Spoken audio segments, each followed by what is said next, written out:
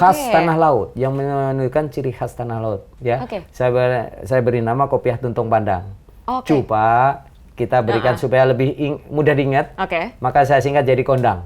Kondang ya, kondang, kopiah tuntung pandang. Semua pegawai negeri, semua kepala desa, perangkat desa, BPD, semua harus menggunakan baju sesirangan produk tanah laut. Tapi mungkin ada yang belum tahu nih sahabat Kompas.com di rumah, tuntung pandang ya. Itu apa sih? Mungkin sahabat Kompas.com di rumah belum tahu nih.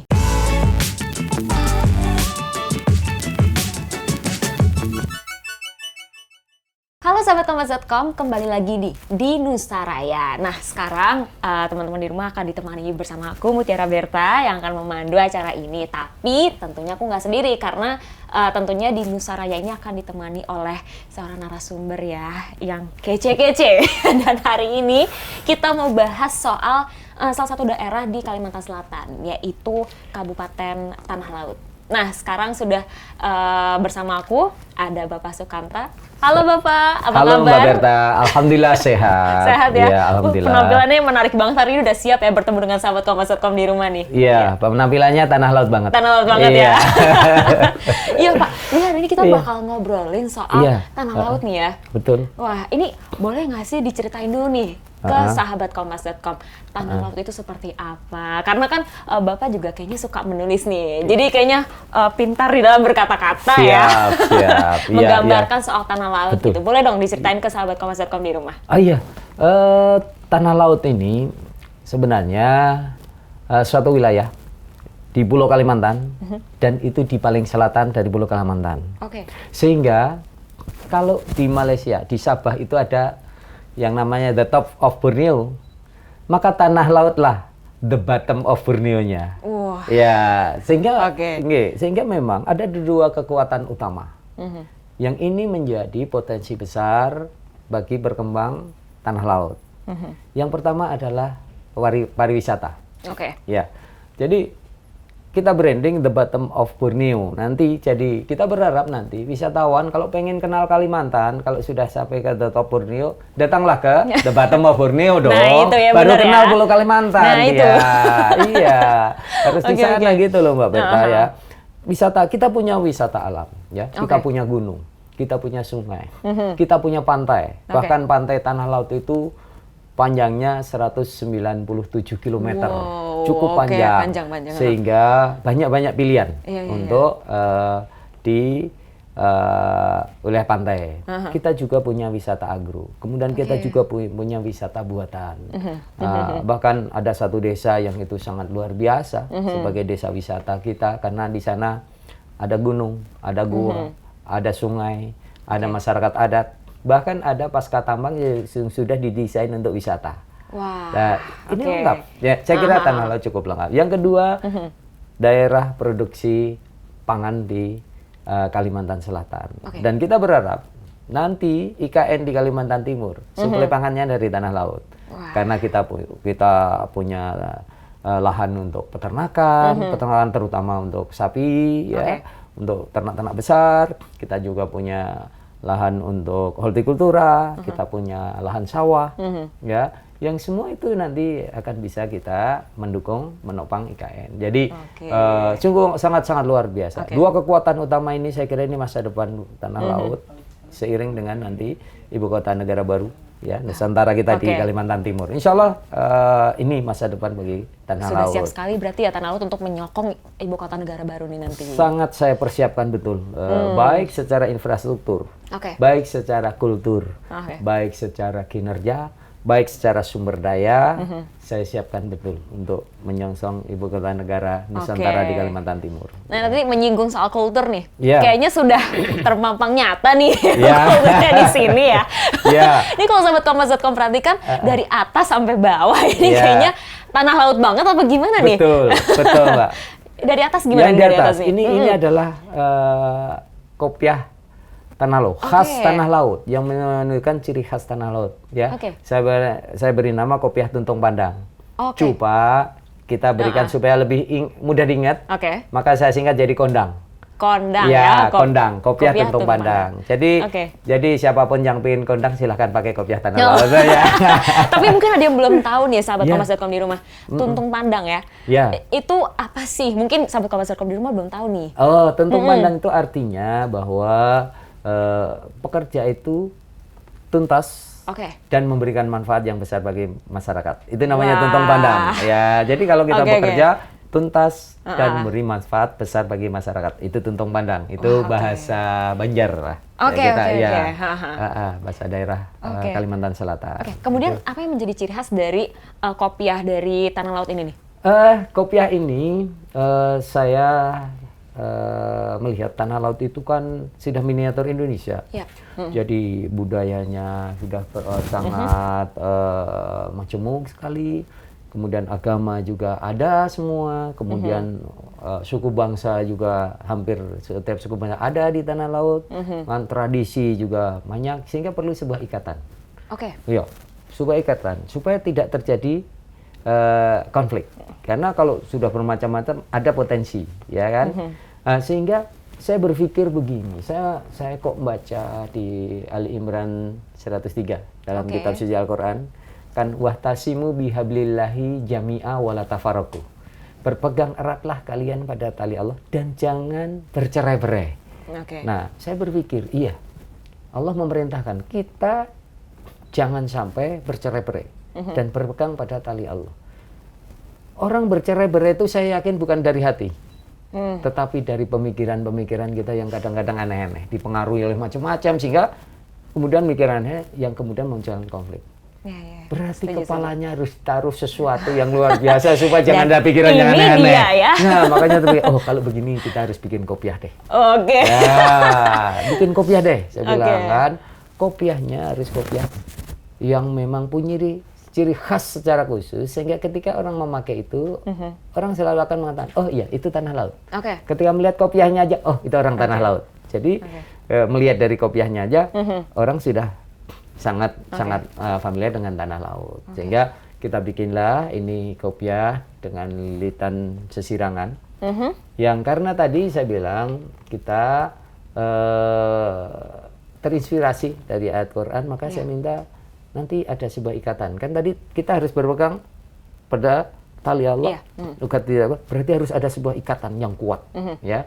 Sehingga di belakang nih kopiah, boleh saya buka ya? Boleh. Nah, ini kemudian ada ikatan. Nah, ini saya bilang karena inspirasi dari Al-Quran harus salah satu huruf hijaiyah. Ya, diskusi sama teman-teman pengrajin yang muda akhirnya ketemu. Kita bagus Pak. Kita bikin lam alif, ikatannya. Lam alif itu kan alif lam lam ha, bacaannya Allah. Wah, saya setuju, itu bagus, sesuai dengan ayatnya, dia bilang gitu. Nah, kemudian di depannya ini sebagai karakter orang Banjar, saya bilang kan ini ciri khas, berarti oh ini orang Banjar karena pakai laung. Kalau laung kan ketinggian nih. Nah, sehingga padahal ini juga mencerminkan antara hubungan manusia dengan Tuhannya, alam dengan Tuhannya, manusia dengan alam. Ya. Tapi saya katakan Pak, ada sesuatu yang luar biasa yang itu di luar rencana kami. Apa tuh? Ya. Apa tuh? Kami tidak pernah merencanakan itu. Itu baru ketahuan ketika ini kami daftarkan di Kemenkumham untuk mendapatkan hak kekayaan intelektual. Ya. Ternyata ketika ditanya, ini sudutnya berapa derajat? Kita bilang, saya enggak pernah ngukur. Karena memang dulu kan, wah ketinggian, tolong turunin, kurang bagus. Kan gitu aja. Kerendahan, naikin sedikit, gitu aja tuh kemarin. Ya. Alasan sederhana aja gitu ya. Memang gitu, kita lihat bagusnya aja gitu waktu itu. Ternyata disuruh ngukur, karena apa? Itu adalah yang menunjukkan khas produk tanah laut. Itulah kekayaan intelektual tanah. Setelah diukur, ternyata sudut yang ini adalah 31 derajat. Yang ini 50. Yang luar biasa ujungnya ini ternyata 99. Sebagai orang Islam 99 itu nama-nama baik Allah SWT. Asmaul Husna. Jadi Allah di belakang, Asmaul nama-nama baiknya ada di atas. Makanya saya katakan itu di luar. Saya bilang ini betul-betul Allah yang menyuruh kita. Dan kita yakini inilah yang akan mengikat seluruh rakyat tanah laut untuk tetap bersatu menyongsong masa depan. Jadi ini kopiah dan ini bagi-bagi rezeki, Mbak Berta. Gimana tuh gimana? Nah, kan ini aslinya kan kopiah biasa. Iya. Nah, kita perlu dililit dengan kain sesirangan sebagai karya masyarakat tanah laut. Nah, sehingga mau nggak mau pengrajin sesirangan itu kan harus memproduk yang ini. Dan ini kan besarnya cuma 115 cm. Yep. Sehingga harus membuat baru. Akhirnya pertama biasa kan 1 lembar kainnya itu kan untuk kain baju. Kalau itu yang dipakai, maka itu jadi kebesaran. Banyak yang terbuang. Akhirnya tidak efisien. Sehingga nggak bisa naruh harga murah. Sehingga perlu karena sebuah komunitas diskusi. Akhirnya 1 lembar bisa jadi 4. Kan terjadi efisiensi sehingga harganya bisa dikasih murah. Nanti kalau ininya mahal kan jadi harganya juga mahal. Kalau nggak mahal nggak terjangkau. Akhirnya nggak laku kan begitu. Nah, makanya kita bagaimana bisa murah? Alhamdulillah sekarang sudah bisa. Sekali dia mencelup, sekali dia membuat kainnya itu 1 lembar bisa jadi 4. Sehingga bisa dikasih murah. Gitu. Nah, ini yang kedua pengrajinnya dapat. Baru pengrajin sesirangannya dapat 3 kan, penjual kopiah, pengrajin sesirangan, pengrajin kopiah ini, kemudian tenaga kerjanya yang menjahit-jahit ini, ya. Nah, yang kelima tokonya yang jualan. Ada bagiannya. Ada bagiannya, semua bagian-bagian. Iya, ada. Jadi ini bagi-bagi rezeki dan ini baru saya launching untuk kemudian boleh dijual itu di bulan Januari tadi, sekitar 8 bulan. Waktu itu yang kita latih sekitar 13-14 orang. Sekarang pengrajinnya sudah 28. Dan itu pesanan-pesanan dari luar daerah cukup tinggi sehingga ketika pameran-pameran pun ini cepat habis. Cepat laku ya. Jadi nggak cuma memberikan ciri khas dari tanah laut, tapi juga membangun perekonomian di situ ya? Perekonomian. Termasuk ya saya kira sesirangan. Ketika saya dilantik 19 September 2018 hanya ada 4 pengrajin sesirangan. Itu pun 1 bulan untuk mendapatkan pendapatan 10 juta aja juga berat. Ya. Nah, makanya waktu itu saya ngambil kebijakan dengan Pak Kadis Tenaga Kerja dan Perindustrian, tolong coba kita latih mereka dengan teknik-teknik baru, jangan teknik konvensional aja. Karena kalau konvensional saingan tentu banyak dan mereka sudah besar-besar. Kalau kita tidak punya khasan, pasti kita nggak bisa bersaing. Itu pemikiran kita. Katakan, maka pertama dilatih sistem jumbutan. Dengan jumbutan saya bilang bikin yang supaya khas tanah laut banget. 3 motif. 1 motif jagung karena tanah laut penghasil jagung Kalimantan Selatan. Yang kedua motif anggrek bulan. Ya, karena itu memang flora tanah laut yang tidak ada di lain. Yang ketiga adalah kijang mas. Kepala kijang. Itu maskotnya tanah laut. Fauna tanah laut yang memang tidak ada di lain di luar tanah laut. Bikin motif 3 ini. Setelah itu dibikin melalui jumbutan, saya ngambil kebijakan. Semua pegawai negeri, semua kepala desa, perangkat desa, BPD, semua harus menggunakan baju sesirangan produk tanah laut. Itulah yang kemudian membuat berkembang pengrajin-pengrajin sesirangan di tanah laut. Ya, waktu itu kan berkembang sangat luar biasa. Kemudian sehingga sekarang sudah ada 26 pengrajin. Pengrajin sesirangan pengrajin sesirangannya ada 26. Dulu cuma 4 aja. Dan sekarang ada 1 pengrajin yang namanya Ibu Jamilah dari pengrajin Vanessa. Begitu kebijakan kita lakukan, beliau cerita, alhamdulillah Pak, berkat kebijakan Bapak, saya 1 tahun bisa bikin rumah. Ini berhasil nih berarti ya. Saya bilang seneng ya bilang. Ketika COVID kemarin juga, gimana Bu? Sesirangannya gimana? Ya memang agak kurang Pak, tapi masih untung aja saya. Artinya kan Unian ini cukup berhasil. UKM kita juga cukup kita bina. Nah, sehingga sekarang sesirangan kita sudah ada beberapa teknik. Ya. Tadi saya katakan yang pertama konvensional. Itu sudah tidak begitu dikedepankan. Yang kedua ada jumbutan. Setelah jumbutan kita latih lagi dengan sesirangan ringkal. Kemudian yang keempat ada lagi dengan ekoprint. Sesirangan ekoprint yang menggunakan warna alam. Nah, masing-masing kan tentu akan punya pangsa pasar sendiri. Yang kelima, ekoprint, tapi warnanya tidak warna alam, tapi dengan warna kimia.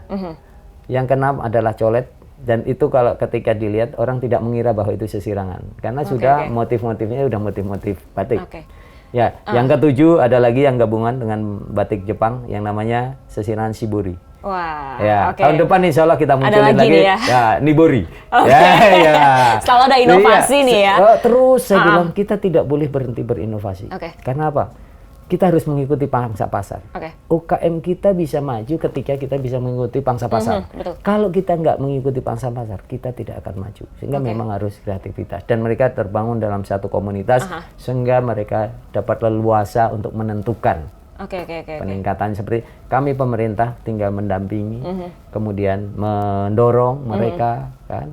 Dan saya membina itu juga mulai hulu sampai hilir. Orang selalu mengatakan permodalan, ya kan? Ketika UKM kita mau berkembang, aduh Pak, saya nggak punya modal.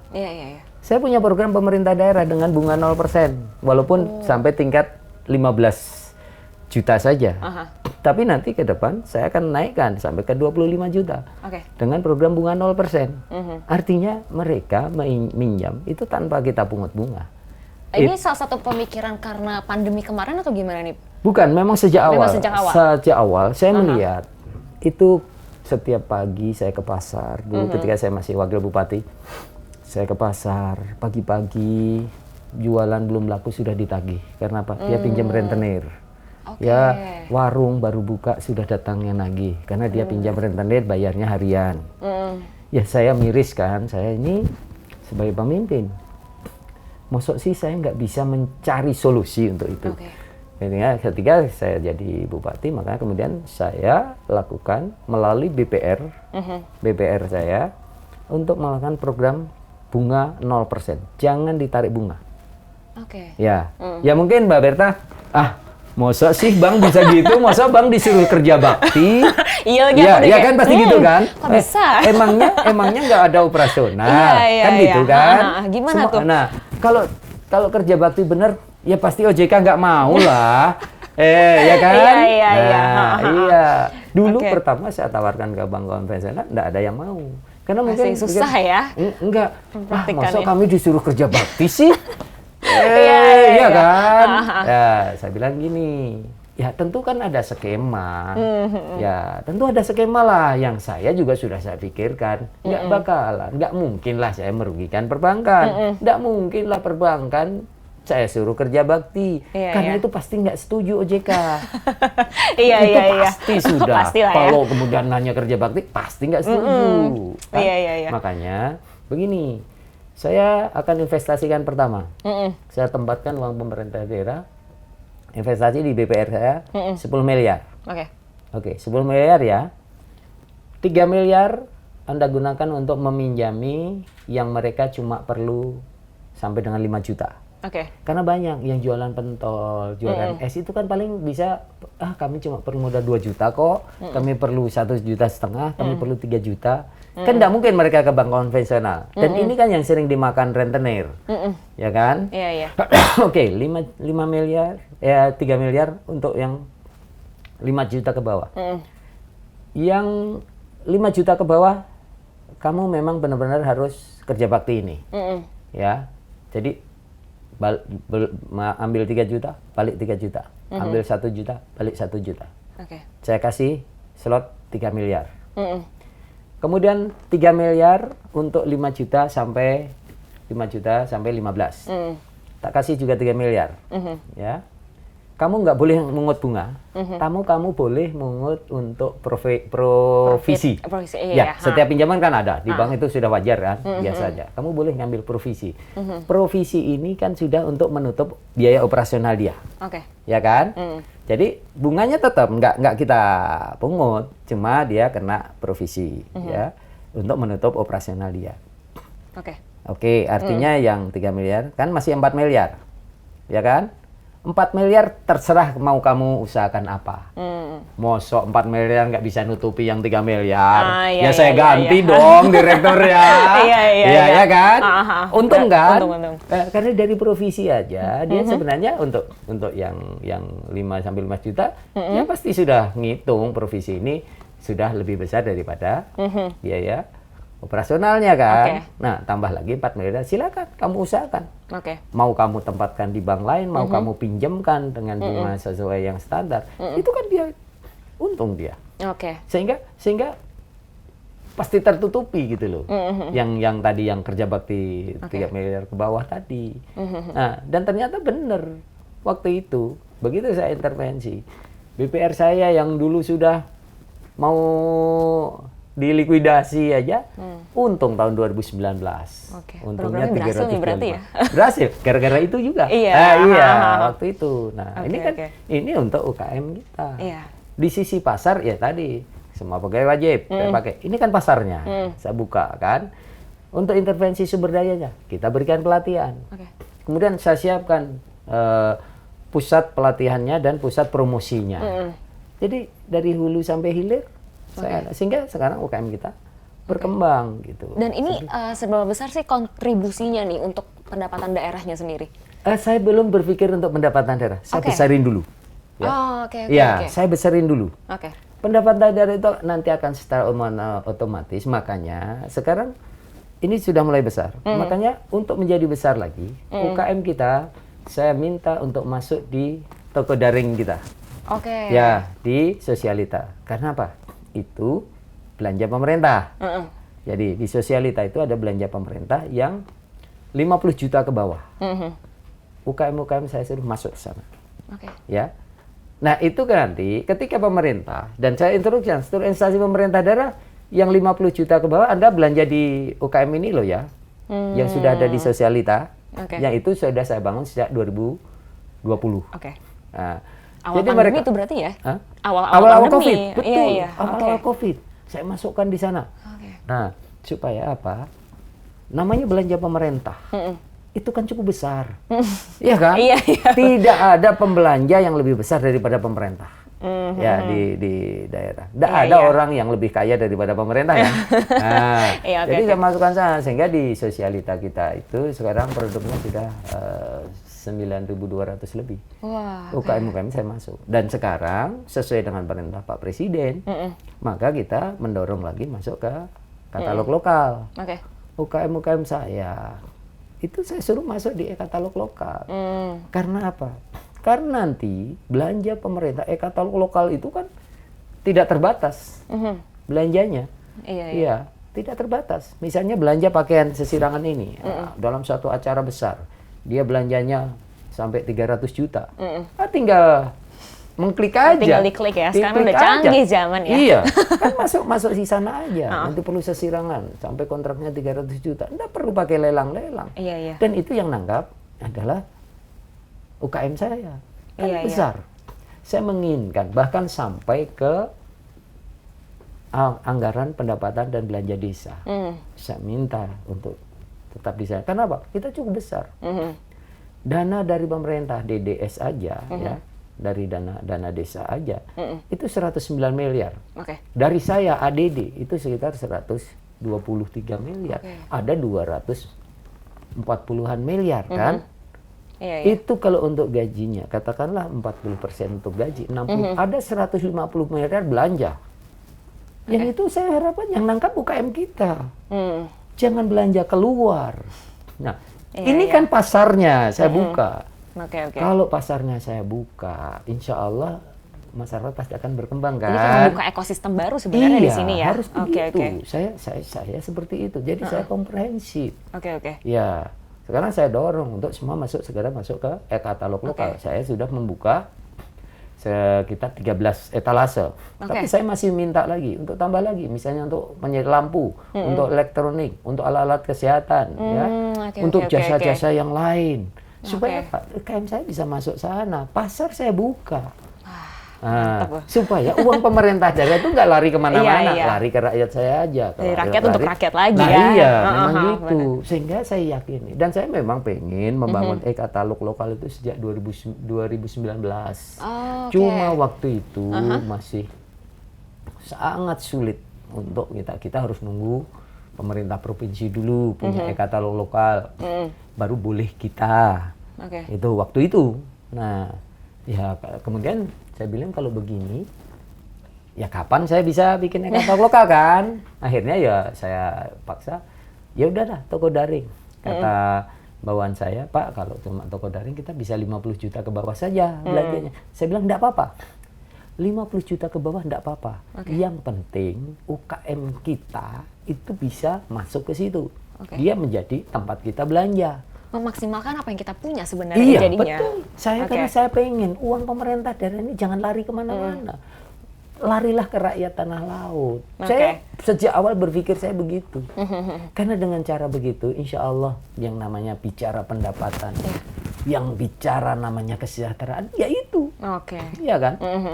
Kita nggak yakin kalau kita masih belanjanya keluar, gimana kita mau menyediakan rakyat, ya kan? Iya, produk harus dari rakyat. Jadi kalau Pak Presiden mengatakan produk dalam negeri, saya sudah ingin sejak saya dilantik sebenarnya.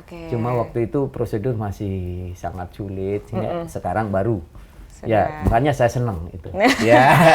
Ini geser dikit sekarang ke pariwisatanya. Gimana nih upaya Bapak untuk meningkatkan pariwisata dan akhirnya juga bisa menambahkan pendapatan daerah ya, yang akhirnya mensejahterakan ya. Pasti. Gimana Nanti Kak, karena memang pariwisata itu ini kan lokomotifnya untuk pertumbuhan IKM. Ketika pariwisata maju, maka IKM kita pasti akan tergeret. Itu sudah pasti. Saya selalu bilang, kita nggak cukup, kalau pariwisata ya, kita nggak cukup. Kita cuma bicara infrastruktur. Tapi yang tidak kalah penting adalah kultur. Nah, karena yang jadi problem itu, Kalimantan Selatan itu kenapa wisata nggak maju? Ada problem masalah kultur. Boleh diceritain nggak tuh gimana tuh? Karena Kalimantan Selatan kan agamis, masyarakatnya kan agamis, ya kan? Sehingga ketika wisata kan, ya, Mbak Berta tahu sendiri kan, ini kan agak benar. Ini makanya rakyat kita harus difahamkan dulu. Iya kan, kan selalu dikatakan kalau wisata itu dekat-dekat dengan masalah maksiat dan segala macam. Nah, ini kan di kultur. Nah, oleh karena itu kan kita harus secara perlahan-lahan itu kita perkenalkan. Jadi tidak bisa kita cuma infrastruktur saja. Kalau infrastruktur sih mudah. Ini harus secara bersamaan. Ya, kita harus membuka wisata-wisata nanti yang religius, ya kan? Nanti yang akan datangkan banyak orang. Harus dari sana dulu. Baru wisata yang lain yang nanti ketika kita sudah punya infrastruktur yang kita bisa mengundang wisatawan dari luar negeri, saya akan bikin event-event dulu. Event olahraga dulu, misalnya kan, apakah bersepeda, apakah nanti lari 10 km, apakah off-road, apakah touring, yang sifatnya agak massal gitu. Kita ngundang yang dari luar, nanti supaya apa? Ada secara perlahan interaksi antara masyarakat kita dengan orang-orang asing kita, berinteraksi, sehingga lama-lama ternyata ini kedatangan asing ini menguntungkan kok bagi daerah, bagi pendapatan. Ketika mereka sudah terbiasa, nanti insya Allah masalah-masalah kultural pasti akan mengikuti dengan sendirinya. Ya, nanti sudah mereka tidak akan mengait-ngaitkan dan itu karena urusan hubungan Tuhan kan privasi masing-masing kan akan mengarah seperti itu. Tapi itu perlahan, tidak bisa cepat. Jadi saya katakan kultur harus juga kita persiapkan, tidak boleh kita cuma. Makanya saya mendorong sekarang investasi, ya pariwisata. Ada satu investor yang dia bilang, saya ini punya pemerintah daerah punya lahan yang bagus loh ya untuk wisata. Silakan kita kerjasama pemanfaatan aja. Ini udah era kolaborasi ya? Iya, udah perizinan saya jamin, anak saya kasih mudah deh. Yang penting uang kalian bawa ke sini untuk bangun tanah laut, untuk bangun wisata. Berarti ini bisa menstimulasi anak muda nih, anak muda juga ya untuk berkolaborasi dengan pemerintah untuk memajukan pariwisata juga ya sebenarnya. Harus, iya. Makanya saya bilang masa depan tanah laut itu pariwisata dan produksi pertanian. Tadi dua hal ini. Kenapa? Ini faktor penting.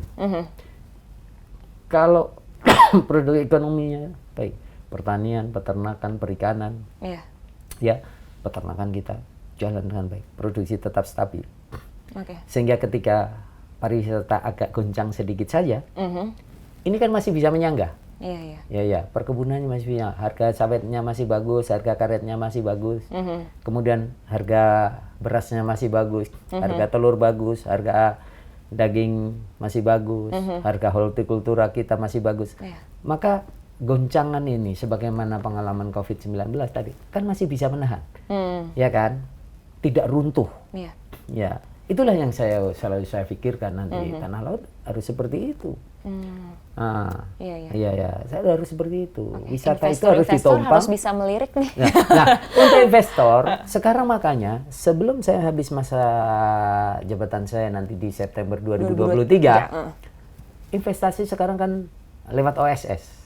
Makanya saya mempersiapkan rencana detail tata ruang untuk kecamatan-kecamatan yang itu nanti memang akan jadi trigger, akan jadi pemantik pertumbuhan ekonomi, akan menjadi tempat investasi. Saya selesaikan tahun ini, saya sudah selesai Kecamatan Plehari, Kecamatan Bati-Bati, Kecamatan Takisung. Dan insya Allah 2023, 2022 ini kita selesaikan lagi nanti Panyipatan, Tambang Ulang, Jorong, kawasan industri Jorong. Karena 7 wilayah inilah yang saya perhitungkan itu nanti akan jadi tempat-tempat investasi, menjadi sumber pembangkit perekonomian tanah laut. Dan sekarang ketika kita sudah punya rencana detail tata ruang, maka investor itu tidak perlu harus nemuin bupati. Karena itu akan diupload di OSS. Iya, sudah masuk di upload. Jika investor itu tinggal aja lihat sudah aja di OSS. Ya sebenarnya birokrasinya. Mudah. Nanti begitu kan ibaratnya, ibarat sebuah pasar, RDTR itu saya menyediakan ruko-ruko nih. Yang mau jualan baju sini tempatnya, yang mau jualan bakso sini tempatnya, yang mau jualan soto di sini tempatnya, yang mau jualan ketoprak di sini tempatnya. Jadi sudah jelas investasi itu mau investasi apa. Lihat di RDT sudah tahu. Tinggal mereka mengajukan di OSS, nanti begitu dapat izin dari OSS tinggal lapor Pak Bupati, saya sudah dapat izin dari pemerintah untuk berinvestasi di sini. Bupati tidak bisa lagi mau merubah-rubah apapun. Tinggal memberikan dukungan perizinan di daerah yang diperlukan. Harus begitu. Ini dengan kemudahan seperti ini udah berapa persen nih Pak? Saya yang sudah selesai, itu yang sudah saya tanda tangani dan segera masuk OSS itu sudah ada 3. Kecamatan Plehari, Ibu Kota Kabupaten Tanah Laut. Kecamatan Takisung itu daerah wisata. Kemudian Bati-Bati itu dia memang kawasan industri yang selama ini berkembang. Tentu nanti jadi 3 tempat ini tahun ini kita selesaikan. Jorong, kawasan industri Jorong, Panyipatan, Tambang Ulang. Jadi tahun depan kita selesai. Jadi 2023 sudah bisa diupload semua sehingga investor ke tanah laut sudah bisa dijamin. Nah, mumpung kabupaten lain belum. Yuk buru yuk. Saya memang mempersiapkan itu supaya apa? Nanti investor ini berbondong-bondong ke tanah laut. Karena begini, tanah laut ke IKN, kalau memang dibangunkan jalan tol oleh pemerintah pusat, itu paling lama 2 jam kok. Sampai sampai ke Penajam Pasir Utara. Kalau dibikinkan jalan tol nanti ke tanah laut, paling lama 2 jam sampai. Dan kami juga punya pelabuhan yang sekarang memang masih dikelola oleh Kementerian Perhubungan. Ini kan salah satu infrastruktur untuk masuknya barang jasa untuk suplai ke Ibu Kota Negara Nusantara. Ya, saya kan sudah menyiapkan itu. RDTR saya siapkan sehingga investasi nanti kan tidak mungkin juga investasi itu dekat-dekat dengan Ibu Kota Negara kan. Kalau dengan jalan tol cuma 2 jam kan. ya milih di tanah laut deh. Iya, Apalagi iya. kita langsung di laut Jawa langsung lepas, sehingga bisa dikembangkan menjadi pelabuhan yang besar. Saya kira ini saya menyiapkan secara infrastruktur seperti itu. Kalau di pariwisata kan udah tergambar nih ya. Sudah, investor bisa ngapain aja di sini. Bisa. Kalau komoditinya gimana nih? Kalau komoditi kami, kalau perkebunan kami punya sawit, Oke. punya karet. Oke. Ya, tahun depan insya Allah karet tanah laut kita siapkan, kita dapat mengusulkan ke Kementerian Koperasi dapat sebuah pabrik karet yang dibangunkan kementerian nanti supaya apa? Pendapatan petani makin naik. Iya. Dan kita bisa menstabilkan harga. Jadi tidak lagi naik turun. Untuk kapasitas produksinya gimana nih Pak? Kapasitas produksinya sekitar 10 ton. Wah. Nah, Iya. Jadi ya, sehingga nanti bisa aman kan? Nah, saya sedang berusaha juga nanti supaya kemarin kan jadi masalah nasional nih, masalah minyak goreng. Tempat saya ada 8 PKS kok. Pabrik kelapa sawit, ya kan? Ya, saya minta nanti minimal kita ada satu pabrik yang bisa memproduksi per bulannya 10 ton minyak goreng, ya kan? Biarlah koperasi, saya sedang berusaha untuk itu. Kan minimal, karena bahan bakunya CPO-nya ada kok, banyak kan? Dari 8 PKS yang ada tuh, ya dari sana aja. Kemarin kata koperasi, oke, kita bangun. Investasinya juga cukup murah. Kalau sekitar 10 ton kan sekitar 10 miliar saja. Nanti kan bisa kerjasama dengan Kementerian Koperasi. Supaya apa? Kita bisa mencukupi kebutuhan lokal kita, ya kan? Sehingga tidak lagi terjadi krisis kayak kemarin. Saya kira kan begitu. Ya kita untuk harus ada syukur-syukur nanti kemudian bisa diperbesar sehingga kita bisa mensuplai kebutuhan IKN. Ya kan? Kita berpikir kita seperti itu, Mbak. Untuk tanah laut. Koperasi kemarin saya tanya, ada yang pengen bangun. Oke, pembiayaan dari mana? Saya bilang. Nah, sudah pasti apa belum? Kalau belum, saya ngadep Pak Menteri, ya bilang. Iya, saya yakin Pak Menteri pasti dukung loh. Karena minyak goreng jadi problem nasional kemarin kan? Iya kan? Iya, kita siapkan. Nggak apa-apa 10 ton dulu. Itu untuk mencukupi kabupaten kita, bahkan Kalimantan Selatan mungkin bisa. Sehingga Kalimantan Selatan itu tidak kita masuk CPO keluar CPO sih, saya bilang. Ya ada nilai tambah bagi kita. Dan untuk mencukupi supaya tidak terjadi krisis lagi. Saya diskusi dan kan kalau ada pabriknya seperti itu bisa jual berapa supaya koperasi pabrik tetap untung, ya bilang kan. Kami berani 14 Pak, karena kami sudah untung 2014 itu. Loh, ini kan potensi besar, ini kan penyelesaian problem nasional yang kita selesaikan di daerah supaya kita tidak membebani pemerintah pusat kan begitu. Mandiri ya. Iya, kan kita harus mempersiapkan seperti itu. Nah, sehingga nanti akan buka lapangan kerja, akan mencukupi, sehingga tidak terjadi masalah-masalah seperti itu. Oh iya Pak, kita udah bicara soal pariwisata, komoditi. Aku sempat baca juga nih di internet, dapat penghargaan soal ini ya, yang fasilitas kesehatan gratis UHC. Oh iya. Wah itu keren banget loh. Boleh di-sharing nggak nih ke teman-teman di rumah? Betul. Sejak 2020, hati saya ini terketuk. Bagaimana rakyat saya, mereka sakit, ya. Terus kalau mereka harus membayar sendiri. Dulu memang sebelumnya saya sediakan di pemerintah daerah itu dana yang nanti bisa diklaim untuk warga tidak mampu. Kita siapkan memang waktu itu. Jadi rumah sakit, puskesmas, warga tidak mampu, tidak punya BPJS waktu belum. Tidak masalah. Yang penting ada surat keterangan miskin dari kepala desa. Kita yang bayar. Silahkan diklaim dari dinas kesehatan. Tapi belakangan kan setelah ada undang-undangnya kan nggak boleh kita pemerintah daerah. Harus semua dijamin melalui jaminan kesehatan nasional, lembaganya BPJS. Saya kan nggak bisa lagi nanti membiayai mereka yang miskin. Saya bilang oke lah, sudah dihitung saja. Kita bayarkan. Kita bayarkan untuk UHC kita, ya, sehingga seluruh warga tanah laut itu nanti kalau masuk ke fasilitas kesehatan kita, itu jangan ditanya punya BPJS atau tidak punya BPJS. Kalau dia belum punya, silahkan nanti dihubungi di dinas sosial. Nanti kita rekomendasi untuk dibuatkan kartu BPJS-nya. Itu supaya seluruh rakyat Tanah Laut itu di bawah coverage BPJS semua, di bawah jaminan kesehatan nasional semua. Supaya apa? Saya nggak ingin terjadi ya. Ini sudah sakit kemudian karena dia nggak punya harus ditolak-tolak oleh rumah sakit, ya kan? Apalagi kemudian sampai meninggal. Saya nggak ada artinya jadi pemimpin kalau sampai ada satu rakyat saya pun meninggal karena terlantar nggak terlayani kesehatan. Dosa bagi saya, buah dosa yang sangat besar seperti itu. Makanya kita anggarkan, nggak apa-apa. Berapa nanti kita hitung semua. Mana yang mandiri, mana yang dibayar yang pegawai perusahaan, mana yang sudah dibayari oleh pemerintah pusat. Kita akan sisanya.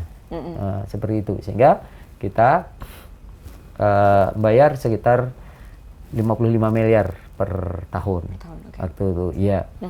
Kadang-kadang kalau APBD nggak cukup, ya udah kita bayar 10 bulan dulu, sisanya nanti di perubahan kita bayar. Saya seperti itu, nggak apa-apa, dia bilang kan. Tetapi bahwa saya juga nggak mau cuma begitu. Makanya saya tingkatkan pelayanan di rumah sakit. Ya, puskesmas saya BLUD-kan semua. Rumah sakit saya perluas layanannya. Untuk apa? Ya, kalau saya bayar 55 miliar ke BPJS, nanti klaim ke BPJS harus lebih dong. Iya kan? Untuk apa? Untuk kita bisa meningkatkan lagi pelayanan kesehatannya, kan gitu. Iya. Ya, jadi saya berpikir gitu, nggak apa-apa saya keluar 55 miliar, tapi nanti lewat pelayanan rumah sakit, lewat pelayanan puskesmas, itu klaim BPJS-nya sampai 60 miliar, 70 miliar. Kan balik kan? Artinya apa? Saya meningkatkan derajat kesehatan masyarakat. Ya, tidak selalu dengan APBD kan? Karena apa? Karena BLUD dia punya fleksibilitas untuk menggunakan untuk meningkat layanan. Makanya saya BLUD kan semua. Ya, saya keluar 55 miliar, kalau hitung dagang saya kan masih untung. Saya meningkatkan kesehatan tanpa saya keluar uang, kan begitu? Karena masih ada sisa 15 miliar untuk meningkatkan pelayanan lagi kan? Saya nggak keluar uang kan? Yang 55 udah balik kok. Ada lebihan lagi 15 untuk naikkan lagi. Jadi penting juga ya, karena toh kesehatan kan juga menjadi fondasi penting juga ya untuk mensejahterakan masyarakat gitu. Saya selalu katakan, kita ini mau maju, kita ini mau berkualitas. Pertama yang harus kita tangani adalah kesehatan. Berikutnya itu sudah sangat berikut. Jadi kita harus nomor satu kan memang di kesehatan. Sejak bayi lahir, bahkan saya bilang sejak pranikah pun kita harus sudah pikirkan kalau kita mau melahirkan generasi-generasi yang hebat di masa depan. Saya selalu bilang juga, jangan menikahkan anak di bawah umur, ya. Karena apa? Kalau di bawah umur, potensi nanti stuntingnya juga tinggi, karena rahim wanita belum siap, nanti juga akan menghasilkan bayi-bayi yang tidak sempurna pertumbuhan otaknya, ya, karena dia belum siap, ya kan, sehingga generasi tidak akan melahirkan generasi yang cerdas kan. Nah, makanya itu harus dimulai dari sana. Bahkan ketika sudah mau menikah pun, tolong diperiksa, laki-lakinya sehat apa enggak, laki-lakinya suka minum minuman keras apa enggak. Itu penting kan, itu berpengaruh terhadap kualitas seorang laki-laki kan. Iya, kualitas sperma laki-laki itu sangat dipengaruhi. Kalau dia suka minum, merokok berat, itu akan mempengaruhi kualitas. Ya, wanitanya juga harus diperiksa. Dia anemia atau tidak? Dia KEP atau enggak? Ya, kekurangan energi protein atau enggak? Iya, apalagi sampai KEK, jangan dulu, sehatkan dulu, penuhi gizinya dulu, semua standar memenuhi, barulah dinikahkan. Artinya apa? Ketika dia berkeluarga itu memang siap untuk melahirkan generasi yang bagus. Ketika sudah dalam masa hamil pun harus diintervensi terus, diawasi terus, bagaimana gizinya, bagaimana lingkungannya, bagaimana pelayanan kesehatan kita, harus terus pantau supaya nanti memang lahir generasi yang bagus. Iya benar-benar. Kalau nggak sih. begitu, bahaya nanti kita generasi yang diajari nggak cepet pinter gitu loh. Tapi ada fun fact nih sahabat Kompas.com. Dari tadi kita sudah mendengarkan program-program Bapak yang hebat-hebat nih. Tapi ternyata Bapak Sukamta ini aslinya Kulon Progo ya. Betul. Ini kenapa tiba-tiba pindah ke Tanah Laut? Terus dengan program-program hebat jatuh cinta dengan Tanah Laut ini gimana nih ceritanya nih? Itu masalah sederhana dulu, Pak. Gimana? Ketika saya lulus SMA. Dulu saya pengen supaya bisa cepat bantu orang tua, tidak jadi beban orang tua. Waktu itu saya hanya pengen jadi seorang guru, ya. Jadi pengen jadi seorang guru. Saya juga nggak tahu kenapa dulu itu ketika SMP saya sebenarnya cita-citanya pengen sekolah SPG, supaya cepat jadi guru. Karena waktu tahun 80-an itu kan masih diperlukan banyak guru kan, ya. Tapi ketika mau daftar saya juga nggak paham. Ketika berjalan kok saya beloknya ke SMA.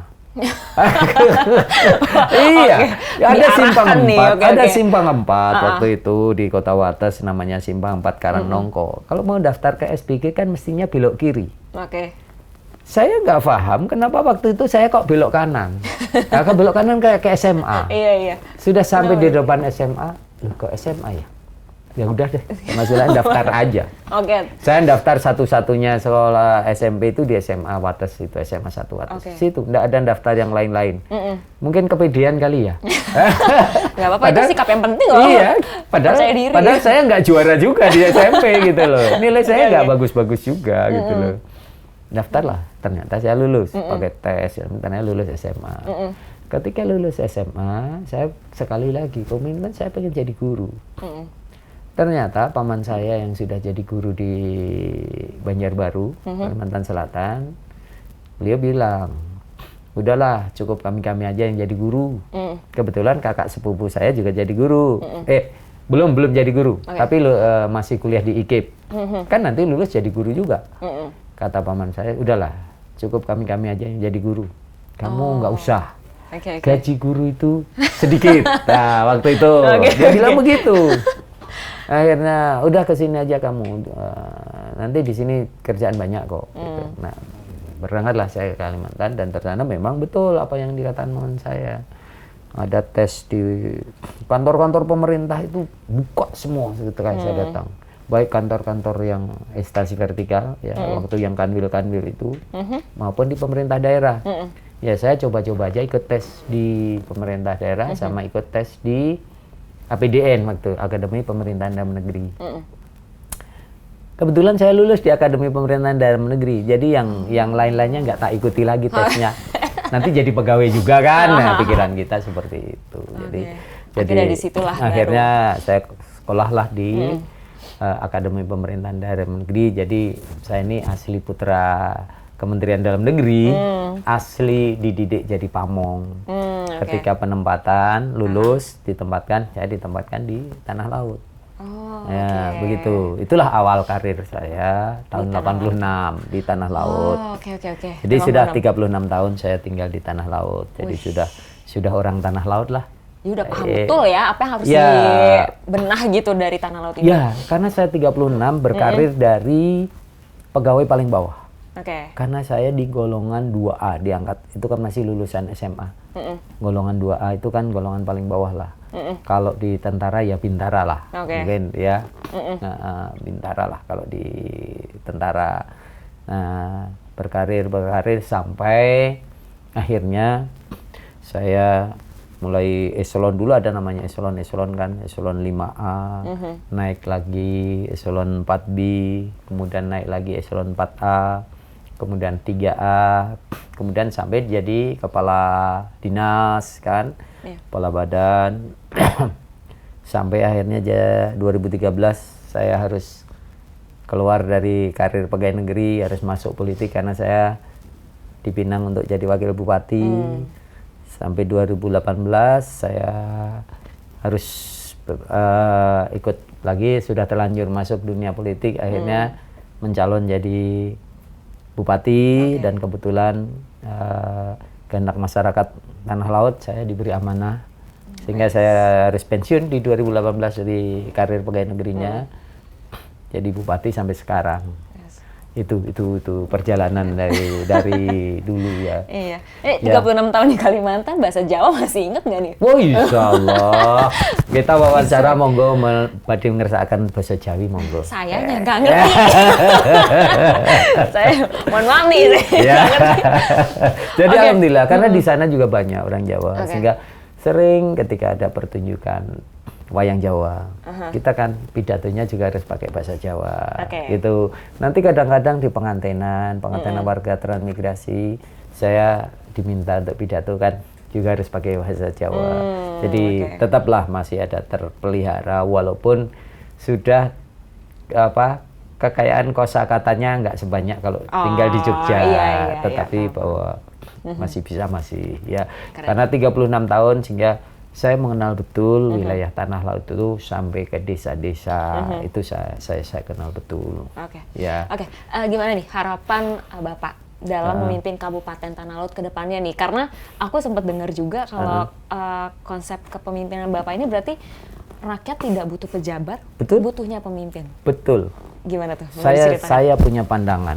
Mungkin ini tidak lazim, ya. Tetapi saya mengatakan rakyat itu tidak butuh pejabat. Tapi dia butuh pemimpin.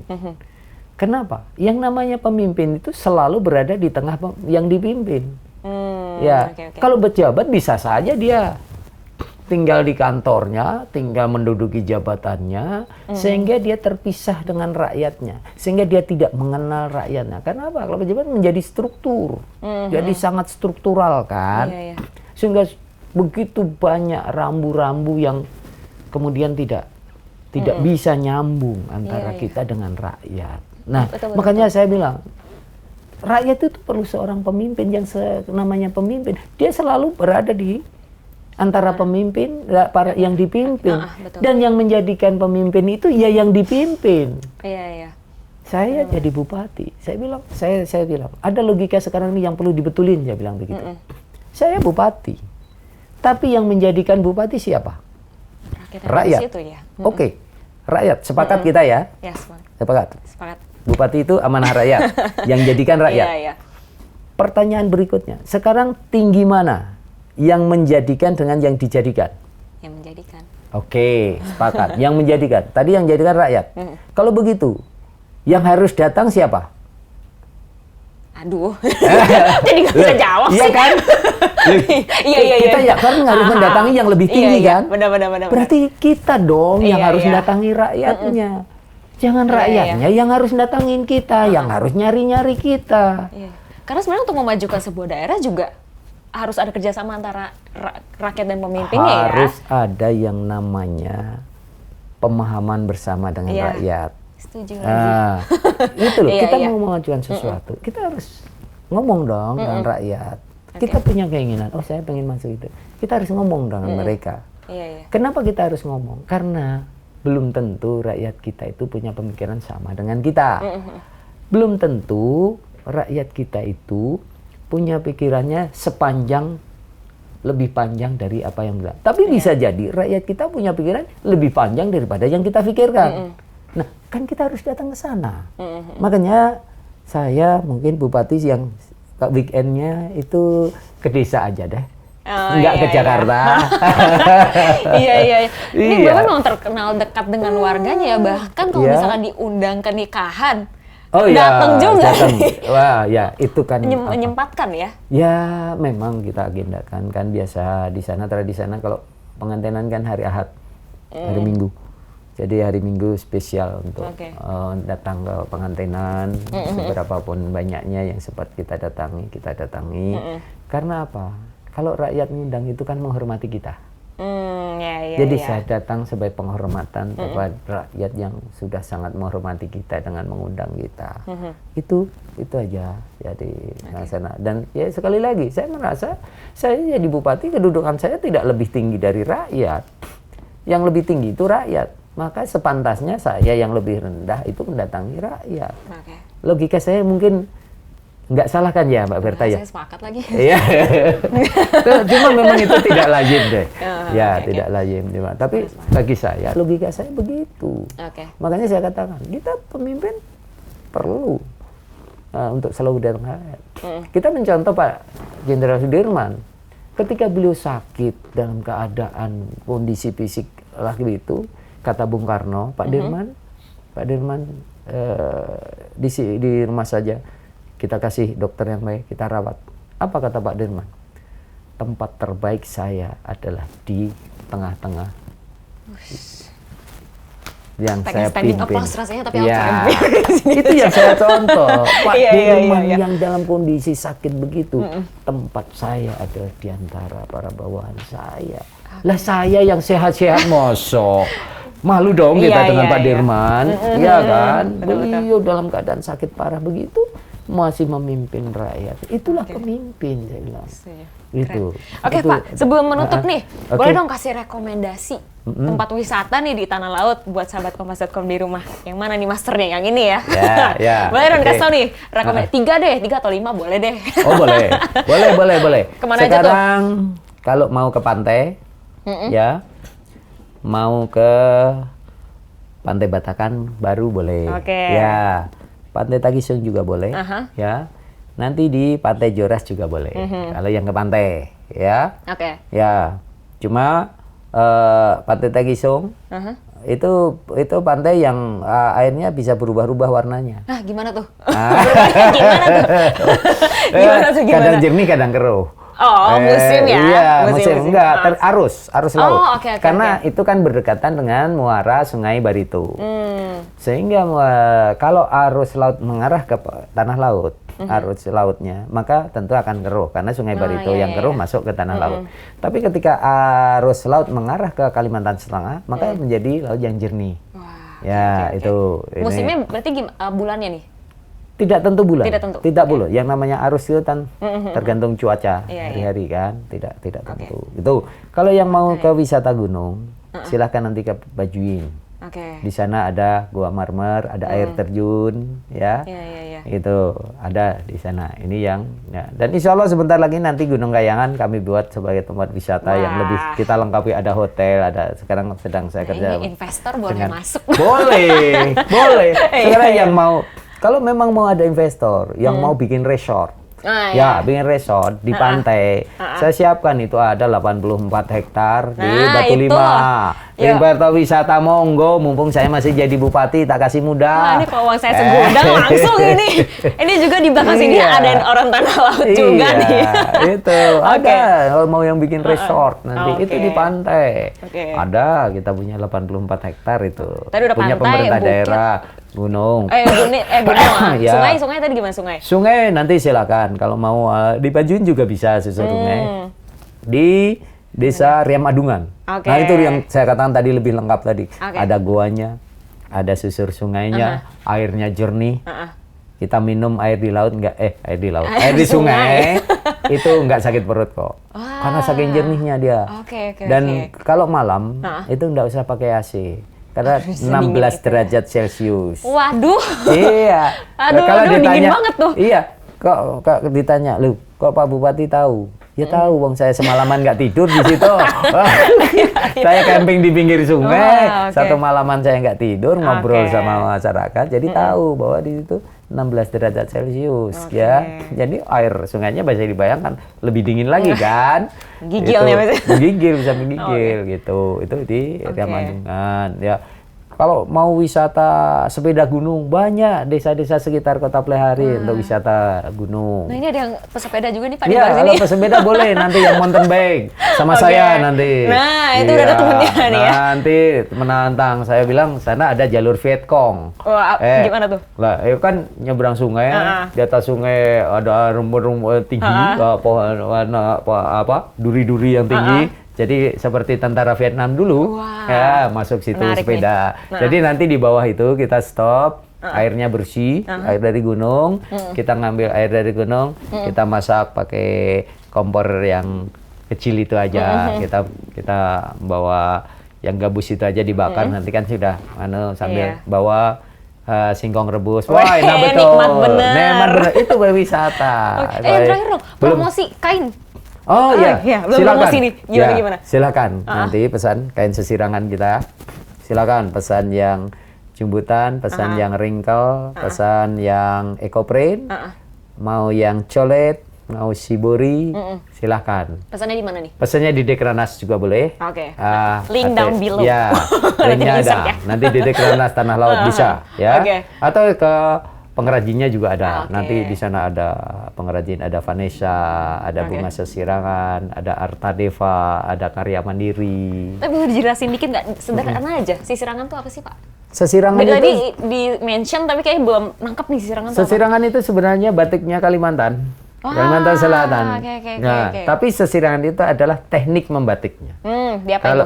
Nah, cukup dengan jelujur. Jelujur itu adalah benang panjang yang kuat nanti untuk membuat satu pola. Ini dijahitkan ini. Jadi nanti benang itu kemudian ditarik menjadi sebuah ikatan. Oke. Nah, baru nanti dicelup. Setelah jadi ikatan-ikatan, ini jadi ikatan, garis-garis ini, barulah nanti dicelup. Maka dia akan muncul warnanya.